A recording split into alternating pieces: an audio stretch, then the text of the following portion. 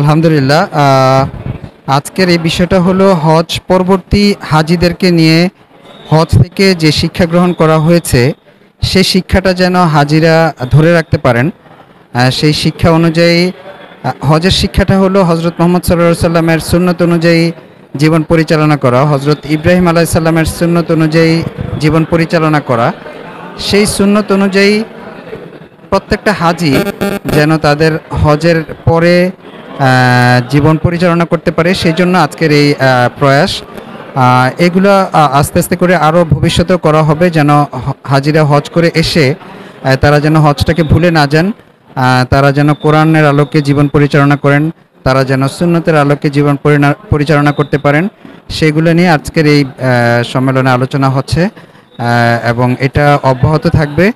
বাংলাদেশের হাজিরা সেই সুযোগটা যেন সহজেই অনুসরণ করতে পারেন, সেই জন্য এই প্রয়াস। ধন্যবাদ। দেখে থাকি যে আমাদের মুসলিম ধর্মের যে 5টি স্তম্ভ ইবাদতের ঈমান, নামাজ, রোজা, হজ, যাকাত, হজ তার মধ্যে একটি অন্যতম, এই 5টি ইবাদতের মধ্যে একটি। তো আমাদের স্বভাবতই এই ইবাদত আমাদের ফরজ হিসাবে, আমাদের ফরজ ইবাদত হিসাবে এই হজটি গণ্য।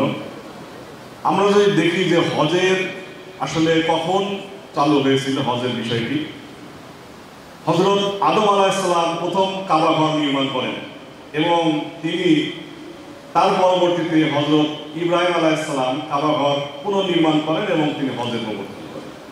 তখন থেকে কিন্তু আমাদের এই সকল মানুষের মধ্যে হজের প্রচলন শুরু হয়ে যায়। পরবর্তীতে বিভিন্ন যুগে, প্রাক ইসলামিক যুগেও হজ সম্পন্ন করা হয়েছে। তারা বিভিন্নভাবে মানুষ হজ করতেন।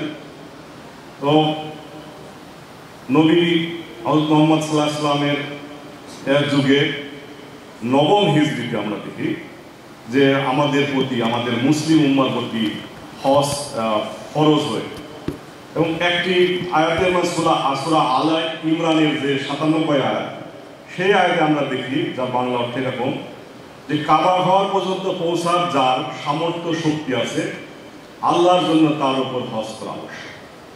সুতরাং এই আয়াতের মাধ্যমে আমাদের উপরে হজ করা ফরজ হয়ে গেল এবং সেখান থেকে আমাদের মুসলিম উম্মার উপর হজের প্রচলন, যে আমাদের যে একটা স্তম্ভ, সেটা চালু হয়ে গেছে।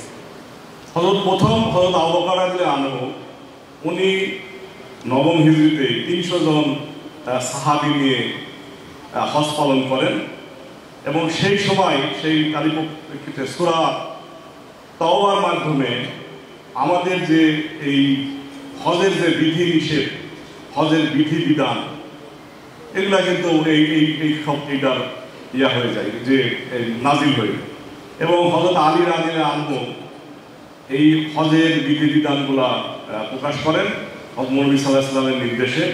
এবং তখন থেকে মুশরিকদের উপরে আসলে হজ পালন করা এবং কাবা ঘর তওয়াফ করা সম্পূর্ণ নিষিদ্ধ ঘোষণা।